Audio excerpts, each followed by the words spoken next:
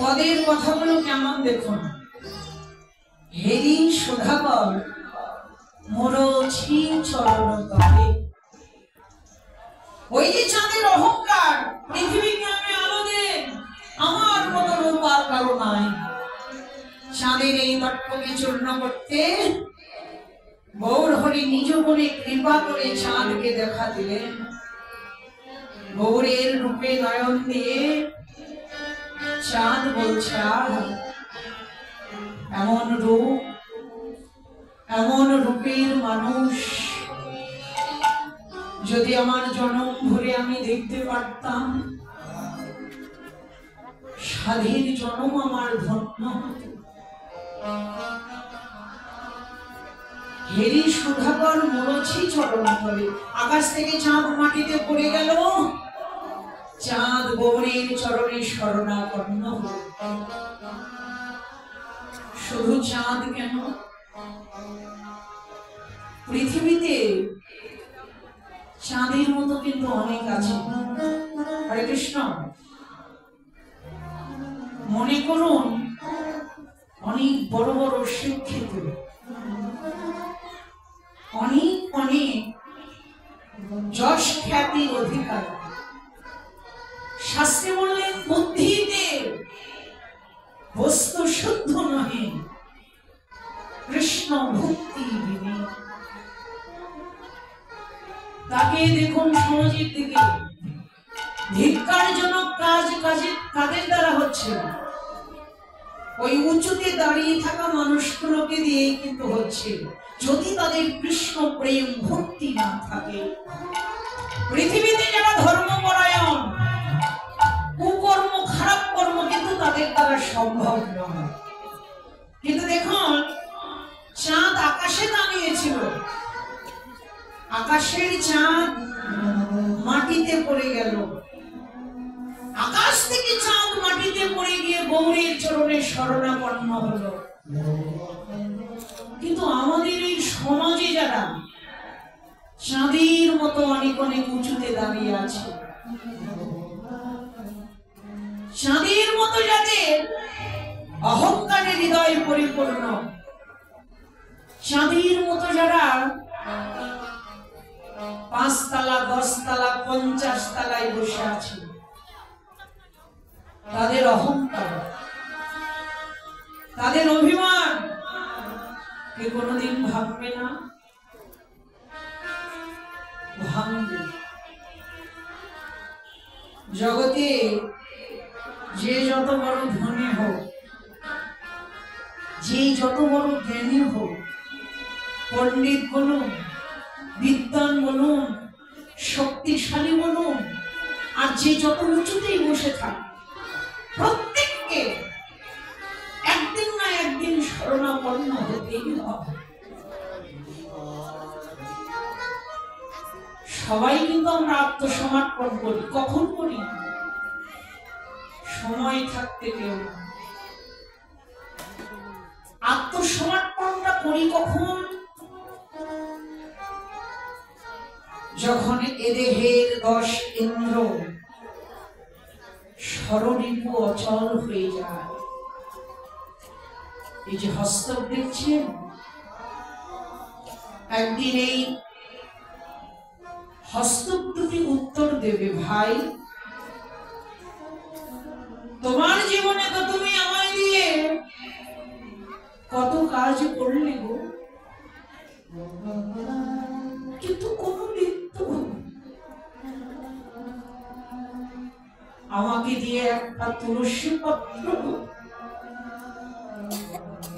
তুমি ভগবানের চরণে দাও।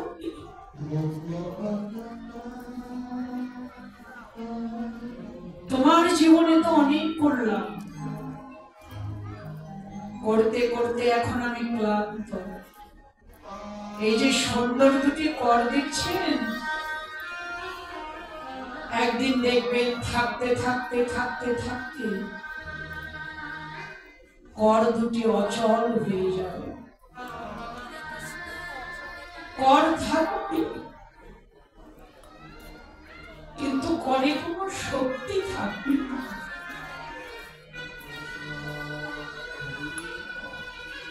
কর্ণ উত্তর দেবে,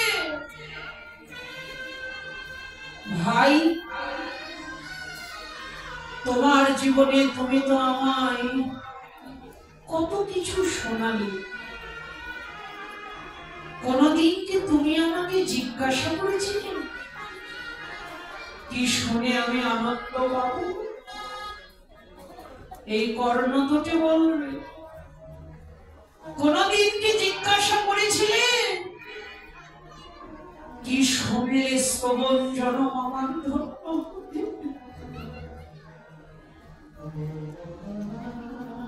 সেটা হলো একমাত্র এই মধুর হরিনাম,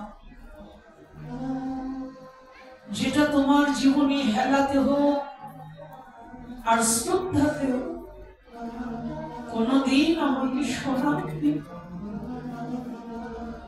সারা জীবন শুনেছি, শুনতে শুনতে শুনতে শুনতে এখন আমি ক্লান্ত, আর পারবো না। এই যে কর্ণ দুটি দেখছেন, একদিন দেখবেন থাকতে থাকতে থাকতে থাকতে কর্ণ দুটি বধির হয়ে গেছে।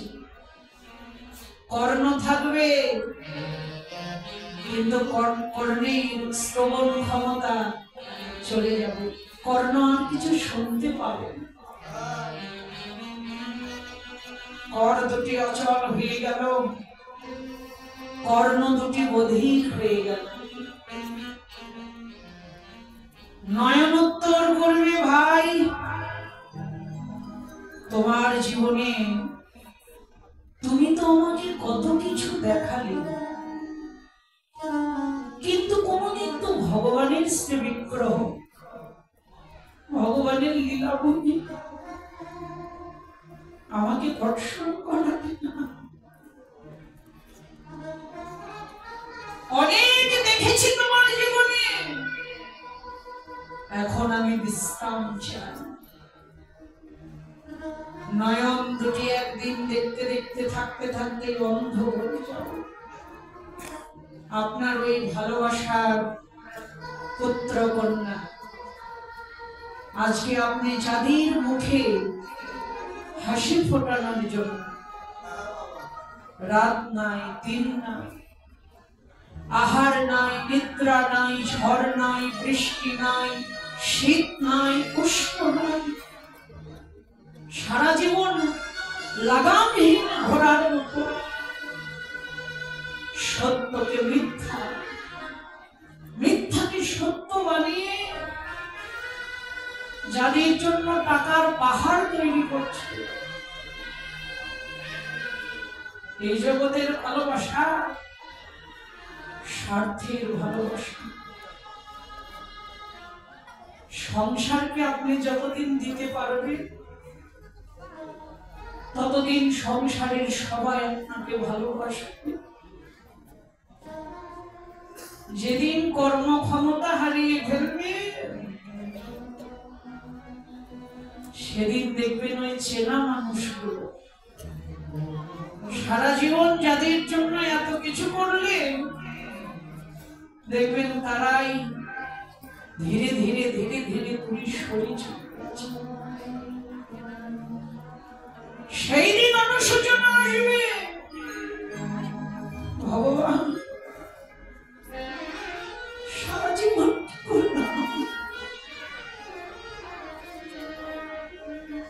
যাদের আমার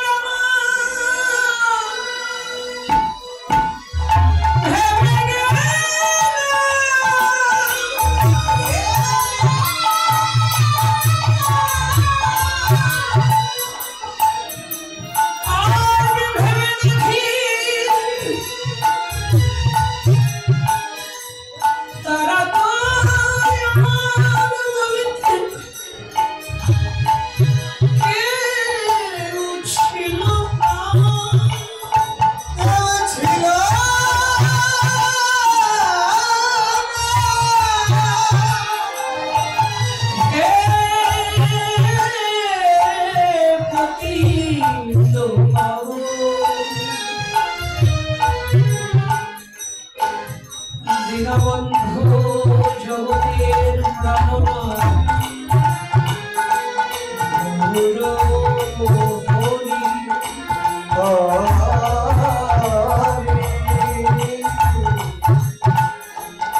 যার কেউ না শুনেছি কবি নাকি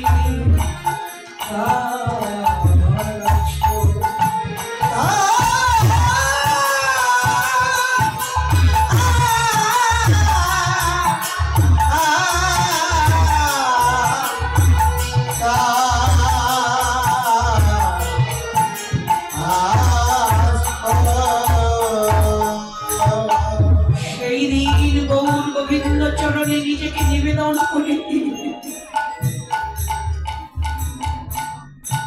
দুটি নয়নের জল ছেড়ে দিয়ে কেঁদে কেঁদে বলবে দয়াময় আজকে তোমাকে দেবার মতো আমাদের কিছু নেই। তুমি যদি নিরাশ্রয়ে দাতা হয়ে থাকো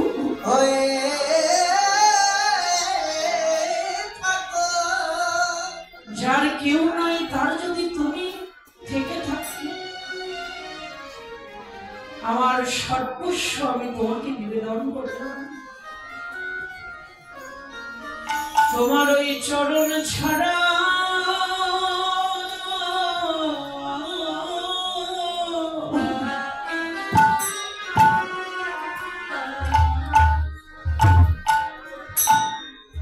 তোমার ওই চরণ ছাড়া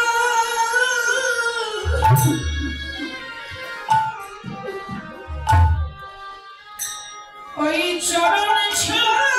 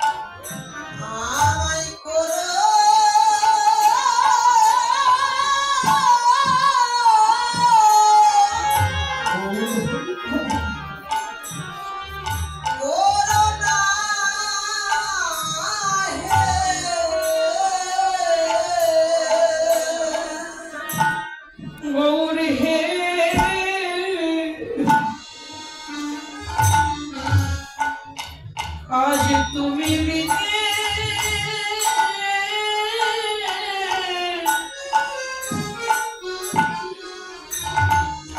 আমার কোনো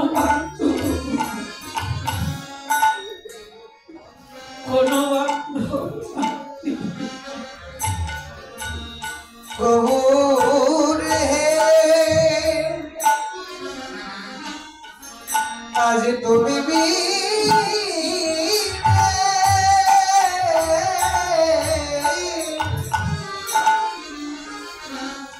কোনো বান্ধব নাই রে আজ আমার বলিতে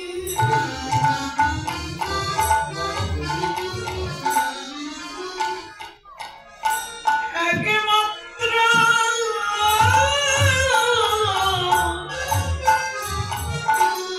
তুমি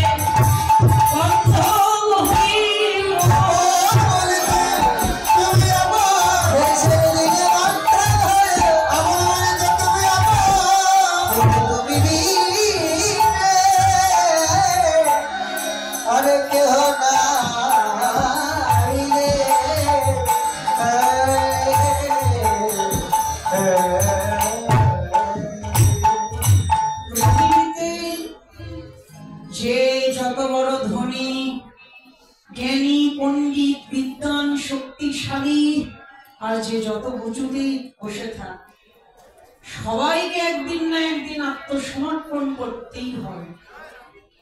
কিন্তু আমাদের উচিতটা কি, আমাদের কর্তব্যটা কৃষ্ণ কৃপা হোক, ভগবান মঙ্গল করুন। আমাদের উচিতটা হলো ওই দিনটা আসবার আগে আমাদের দেহের ইন্দ্রিয়াদি সতেজ থাকতে, আমাদের সময় থাকতে, আমাদের দেহের বেলা থাকতে গুরু কৃষ্ণ চরণ আশ্রয় করা, গুরু কৃষ্ণ ভজন করা।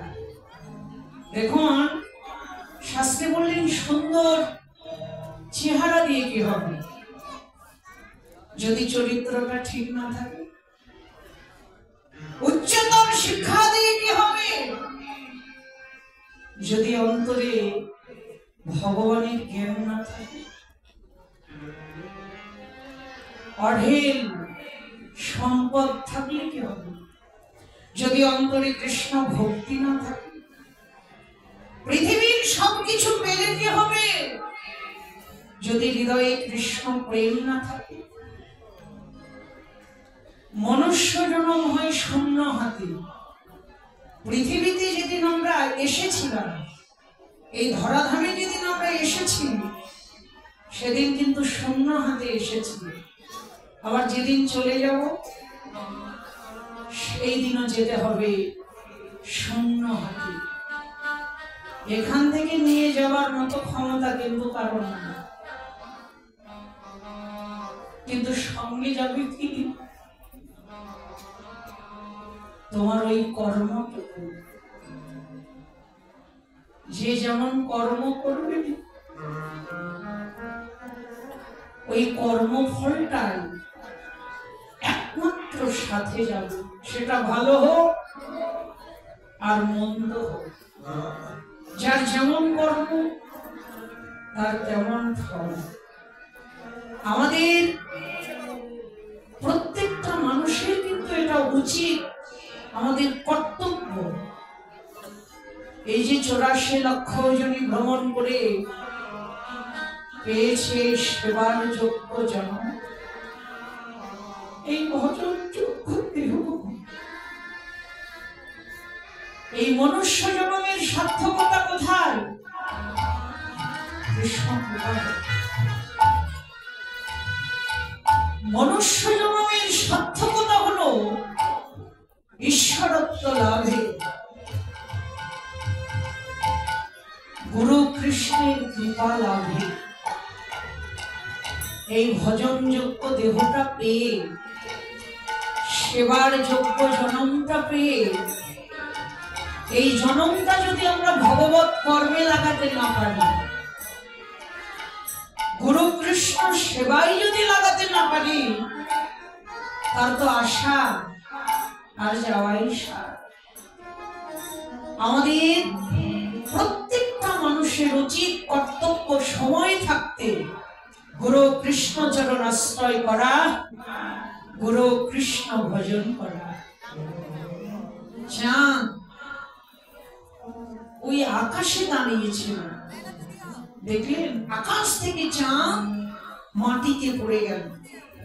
আকাশ থেকে চাঁদ মাটিতে পড়ে গিয়ে প্রভুর চরণে শরণাপন্ন হল। প্রভু মঙ্গল করুন। বললেন শুধু চাঁদ নয়, অহংকার আরো একজন ছিল। সে হলো স্বর্ণ, যাকে অলংকার বানিয়ে আমরা অঙ্গে পড়ি। এই স্বর্ণের বড় অহংকার। স্বর্ণ বলতো আমি পৃথিবীর মানুষের আমি শোভা বাড়াই, মানুষকে আমি শোভা দান করি, আমার মতো রূপবানার কে আছে? কিন্তু স্বর্ণের এই দর্পকে চূর্ণ করতে প্রভু কি করলেন? নিজ গুণে কৃপা করে স্বর্ণকে দেখা দিলেন।